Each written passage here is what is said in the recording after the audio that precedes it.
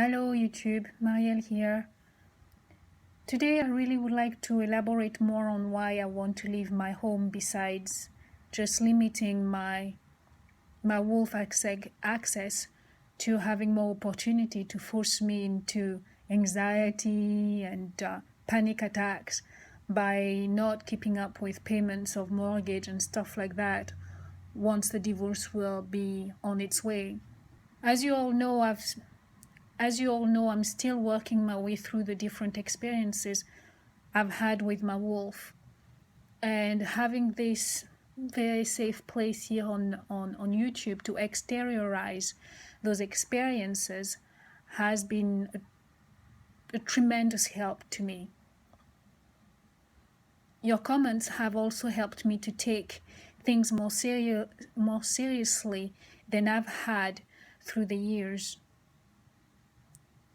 I am now able to identify a lot of those red flags, which back then it was impossible for me, because I can really see that he did a very good job at spacing out his abuse.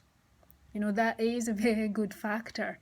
And this is something that I understand because of HG Tutor. So I know that though the time lapse between each experience was carefully calculated and premeditated, you have to take into account the fact that he traveled a lot and he used this as well. This became a very important part of how he kept me unable to focus, and this is also, it served also to keep the illusion alive, you know, the illusion of his character and of his good persona and all of this, because it created, with him always leaving and never really being present, even when he's home, that man is just not quite involved. You always have to deal with that empty space that people like him are very good at creating, even when they're there. It's really strange. Even when they're there, they're not there. And even when they're away, the chaos is with you. You know, it's so strange and difficult to explain. But really, you know, by him not being around, by just not involving himself as much as he should through the things that we should have done as a family, it kind of manufactured a lack, or depending on which angle you can see it, it also created a demand on the behalf of the children and myself, to the point where whatever he did, because of the lack, the gap, the hole, the distance, he carefully maintained. It created such a hunger, such a need, such a huge demand, both on the kid's side and on my own side, that it actually also helped to cover any of the nasty stuff that he did. So whenever he came and really set us all on fire as a family, and most especially between me and the children, I suppose it's a case of what he did always seemed, for a very long time, it seemed as if it wasn't as important as trying to make the best of the time that we had with him. It kind of forced us to make excuses for an awful lot of the things that he did, even though we saw what was happening. You know, it's this part of the grooming, and it's part of the gaslighting, it's part of the training. Then if you add to that mixture that he was always a good provider, that he's a very soft-spoken man, that he, you know, is a very mild-mannered person, and his mood is always even, no matter what happens. It's just really made getting out of that illusion extremely difficult. That's another thing as well that you have to take into account. He did a very good job at convincing me that he was, you know, he was a shy person, that he was an insecure type of person, that he was helpless, that he always needed me to take over and take responsibilities and you know, shoulder more than my fair share of our responsibility as parents. So he did a good job, you know. I thought he was a helpless man, and he was that innocent, you know, that man that would innocently make mistakes. I thought and I felt that it didn't mean them. It couldn't possibly mean to create those difficult situations. I mean, he did everything he could to make sure I did not see him as a threat. He really did groom me to rationalize all of his mistakes. And I can see how it was difficult for me to make sense of it all back then. And now I know for sure I'll still be scratching my head if it wasn't that I stumbled upon the psychopathic test on YouTube by accident, which actually opened up the world of narcissism to me. I would still be scratching my head, you see. So because I know he's so good at bending reality, I have felt like I had no other choice but to remove myself from his presence by sequestering myself in my bedroom for over a month, as you all know. And I did that just to help clear my mind, as well as try to minimize his influence and his manipulation on my mind.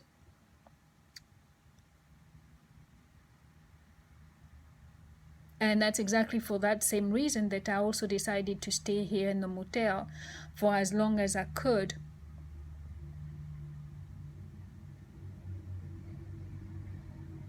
Even though this is not the smartest decision really for me financially, especially at the moment.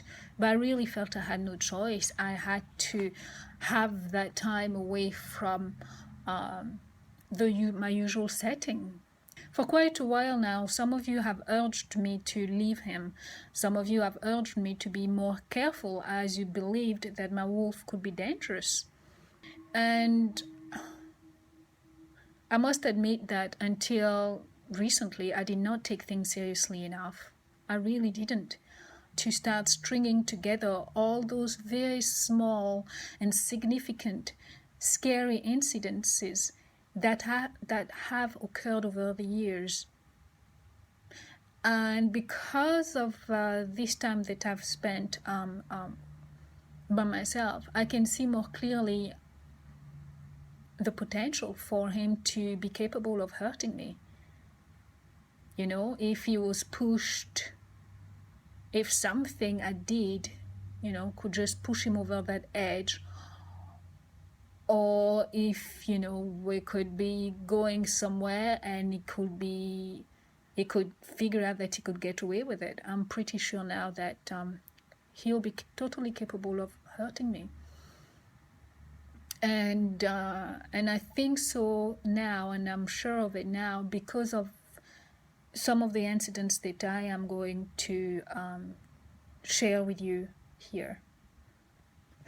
There is an incident which happened before we got engaged. At the time we were living with his parents, and he was still traveling back and forth as usual, and me, I was in a language school learning how to speak English. And that time, it was a weekend, I'm sure, and his mother asked me to take over and cook dinner for the entire family. And I was absolutely delighted. I always loved cooking, and I love to experiment. The best part for me when it comes to cooking is to experiment with ingredients and all of those things. And I just couldn't wait to feed them all, to feed the entire family. I love this family, and at the time, those were the times when things were still hunky dory, and everything was just great. And being who I was, especially back then when I was about 23, very enthusiastic, full of energy, always buzzing around with happiness. I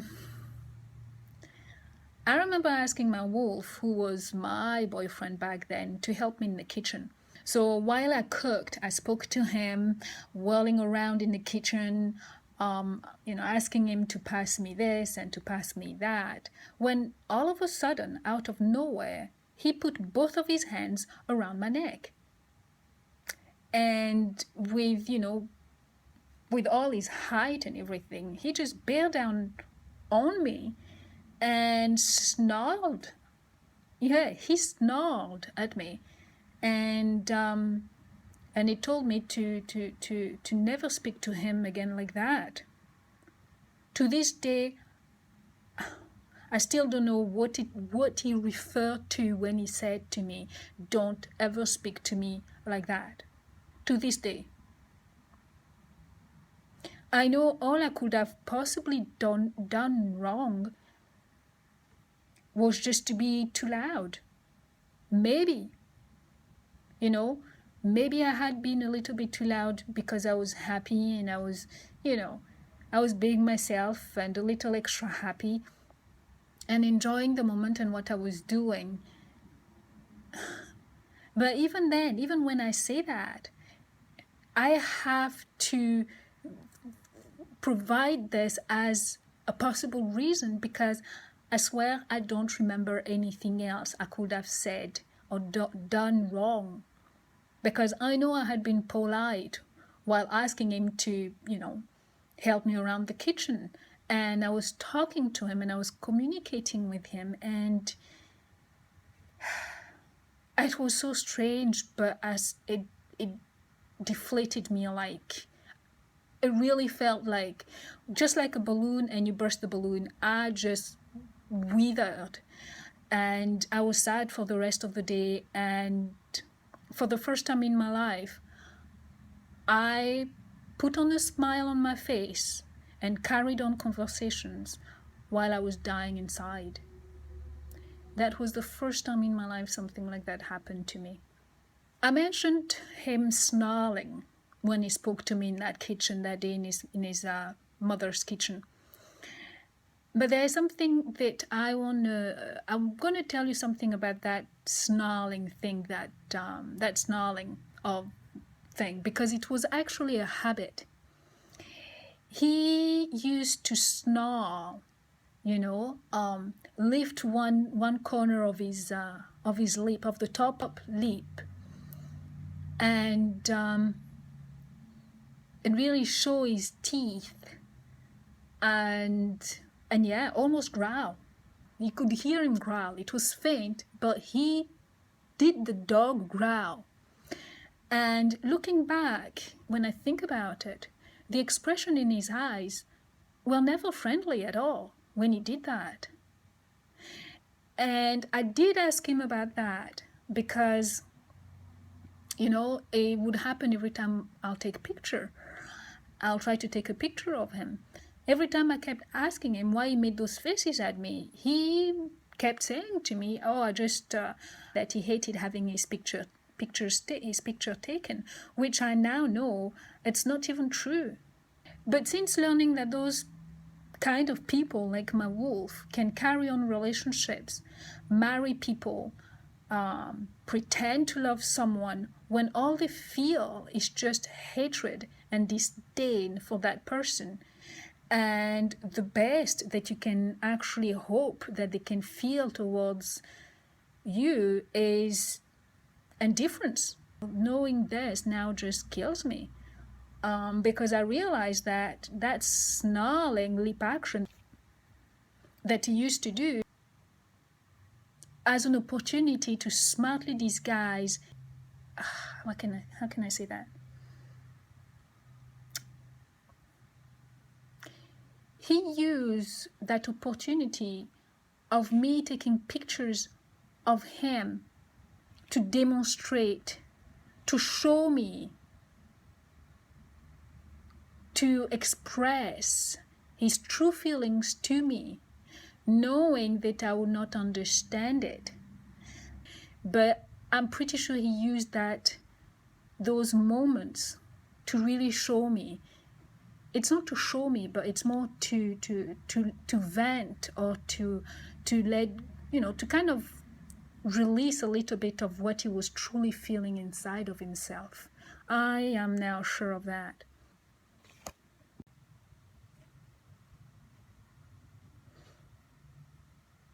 A few weeks before, I locked myself inside my bedroom and completely quarantined myself. I joined him, I actually joined him in his office, just to keep up appearances by making small talks, just to try to keep things smooth, and to make sure that,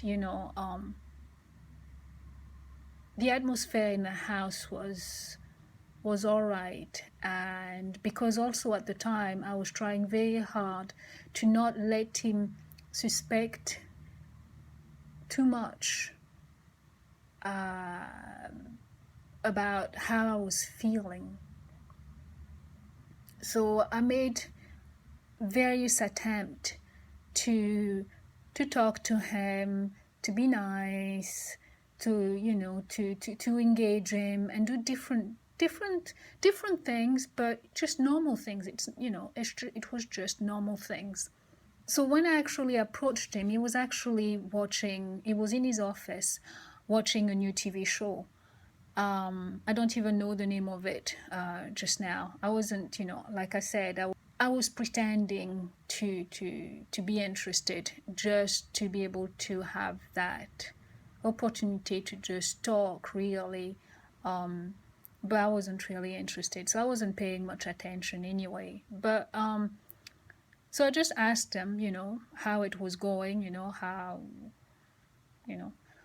I asked him how the show was, and he went on to tell me about this particular character that was really, really evil, and who was ruthlessly getting rid of everyone who opposed him. And then he told me, actually quite, with almost a kind of laughter at first in his voice, he told me that his favorite part is when the character, that nasty character, actually said something along the lines of, "Oh, you have no idea of what I am capable of." I hope I did that right. I hope you heard that. Just let me repeat that, just in case I actually didn't say it right. Oh, you have no idea of what I am capable of. That was the line he gave me, or something very, very similar, if I am mistaken. Like I said, when I came into the room, I did that really just to try to smooth the atmosphere. I didn't want to go to bed as well and just not say goodnight. So when I came into his office, I picked up a piece of paper that was lying on one of the chairs, and I had that paper on my hand, and I was looking at it, and also my body was slightly turned to the side while I was holding on to that piece of paper, during the time he was telling me what he was telling me. But the thing is, when I saw him lift himself out of his chair, but at the same time retain a slight bend on his knees, like he was trying to catch my gaze, I immediately knew something was up. Because my head was slightly bent down, and my eyes was on the paper, I lifted my eyes very, very quickly. It was a very quick glance, and all I saw was pure animosity in his eyes. The man had his lips peeled back, exposing his clenched teeth. You know, that was a quick glance, and I looked down, I looked back at my papers, you know, pretending to you know, to focus on it even more, and I scrunched up my forehead a little and everything. But let me tell you, I felt the atmosphere change. The whole thing happened very, very quickly, and once again, you know, he sat back down and carried on as if nothing happened. The whole thing was bizarre. I remember doing my best to keep my voice even while trying to respond, you know, as if he had said what he had said with no innuendo at all. So I just went on to say, of course, but people always take others by surprise. This is something they're all very good at. We all know that. And then I managed a shrug, and I said goodbye. I don't think I even kissed him that night. I think I find a way to weasel myself out of his presence. You know, I said goodnight, yawned, probably stretched a little bit, and then left the room. And I did that because I understood that I needed to keep my own illusion alive, so that he didn't think he actually scared me.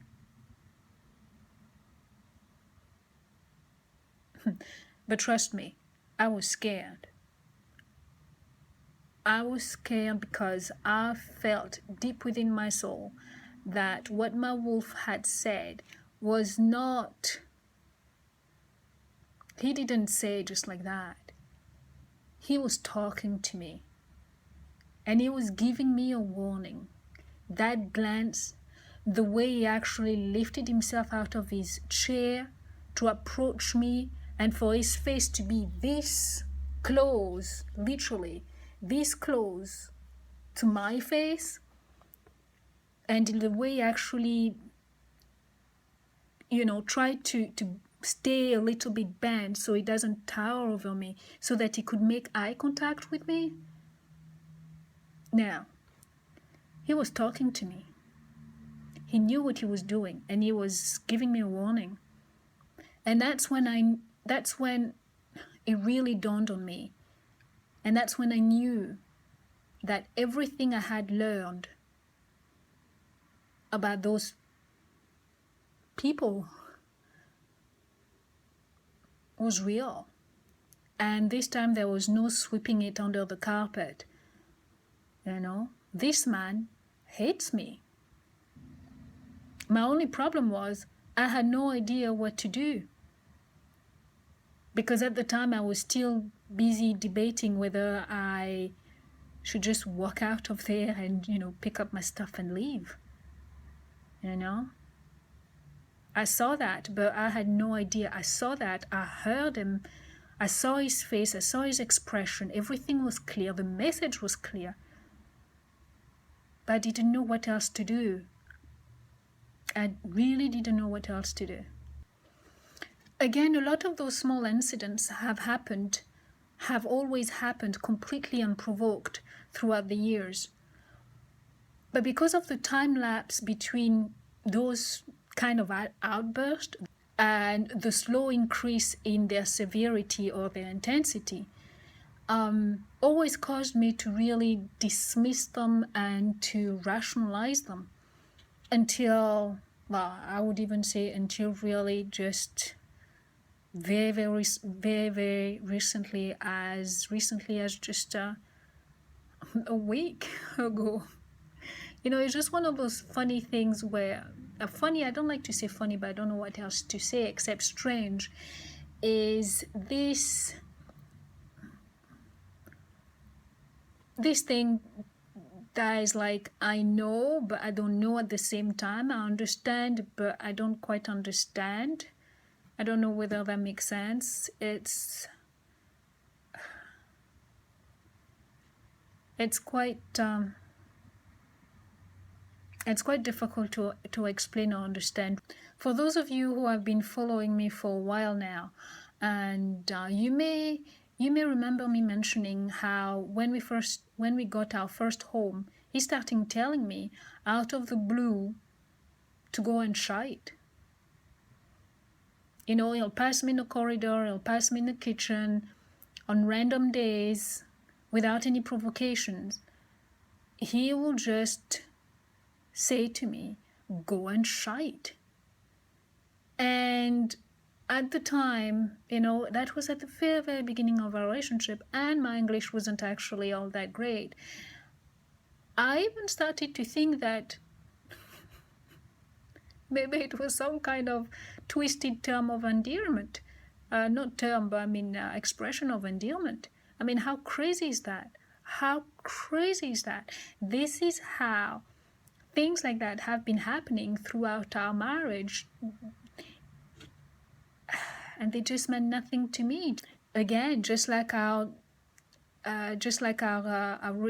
last trip with the Carnival cruise, you know, a few years back. I think I'm not sure whether I actually already told that story or not, but I think I did. We went to dinner and we were happy. Well, I thought we were happy. I certainly was happy. And during dinner, as I was talking to him, he just slammed his fist on the table, startling me, but as well as startling the table right next to us. And again, there had been no argument, no provocation that I can recall, none whatsoever. All I did at the most was make an innocent comment about how the steak he was eating kind of looked like a fish. And I was just amazed because usually a steak is red, you know, or something like that. And this was as pale as a fish. And my husband doesn't eat fish. So, you know, I was just surprised, and he just went and thumped his fist on the table and just went, enough! Just like that. I was left completely shocked. He shocked me basically into silence. And again, I felt that I must have caused his eruption, because the man never, ever, you know, gets upset. The man, you know, especially at the time, he never gets upset. He never, you know, say things. He never behaves like that. So, of course, for him to have done that, even if I felt that I did nothing, I had to convince myself that I must have done something and I just don't realize it. And I felt completely humiliated, because the people next door, you know, right on the table, and you know, in cruises, they put those tables very, very close to each other, you know, and they were staring at us. I was totally humiliated.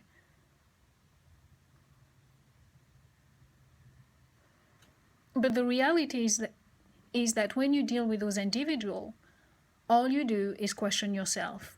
All you do for months and years is to revisit, you know, a memory, just so you can look carefully at all possible angles to discover what you may have done wrong, what you may have said wrong, what bad attitude you may have displayed, or maybe you badly formulated a joke or a question that may have crossed your lips. Forgive yourself for even breathing. That's all you do until you are exhausted and you have no other option left to you than to promise yourself to try harder and be more careful next time. What a life. And this is why it can be very hard for me when I read in books or in comment sections, when, when I hear or I read things like the victim must learn to take responsibility of their actions. I know it's meant to be encouraging and helpful, and it's really said in some most of the time in the best possible way. But it seemed to me that people forget that part of the gaslighting and part of the abuse is to make the victim carry the burden of the difficulties in the relationship.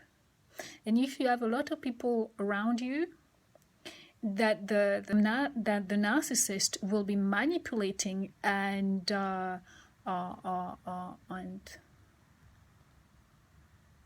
using to actually attack you, well, guess what?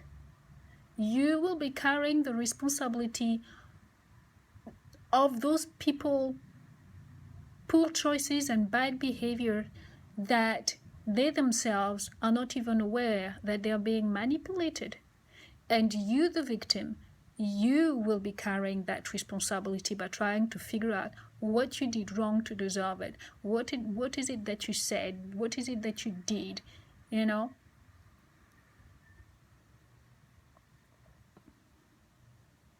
And all of that kind of work is a lot for one person, especially when you are given absolutely no reprieve and you have no kind words coming your way. You have no recognition of any sort, and for months and years at the time, you never hear something good, and sometimes you don't even hear a thank you. So it can be very hard, because really this is what the victim usually does already, carrying on the responsibility for everything that's bad. This next incident that I'm going to talk about is another humiliating story, so please be aware, skip to the next video if you want to.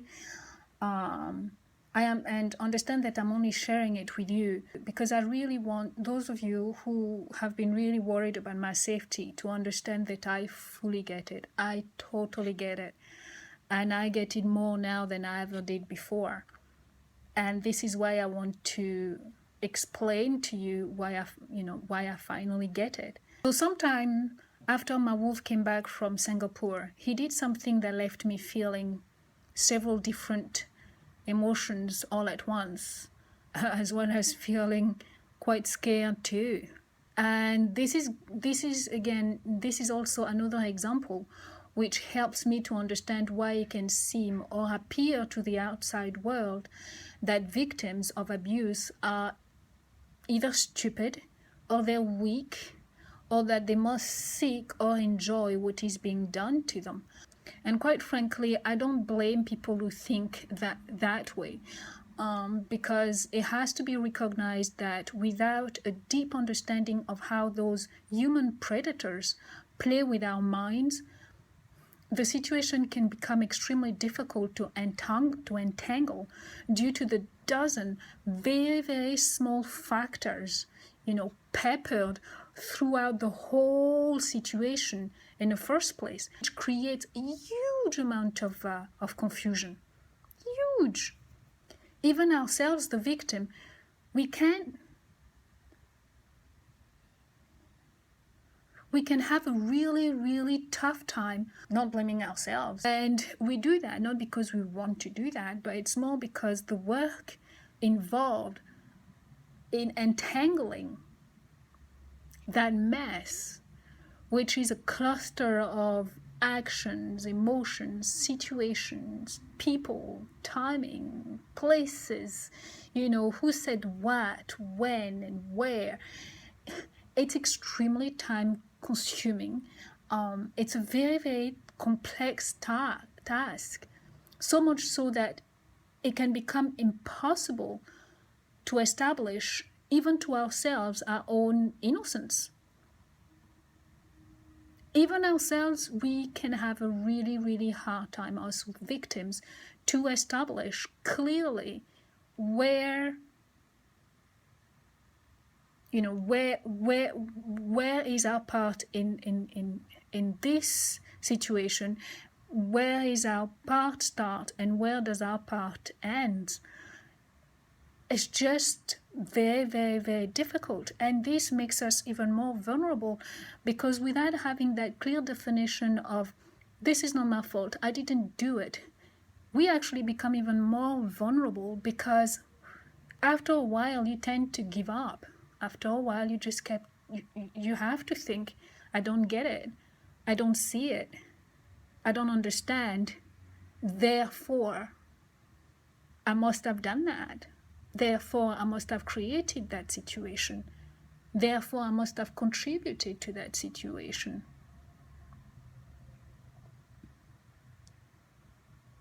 And that within itself is devastating.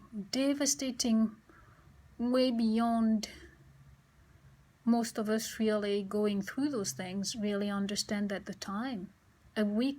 This forced mindset to blame ourselves really truly weaken us.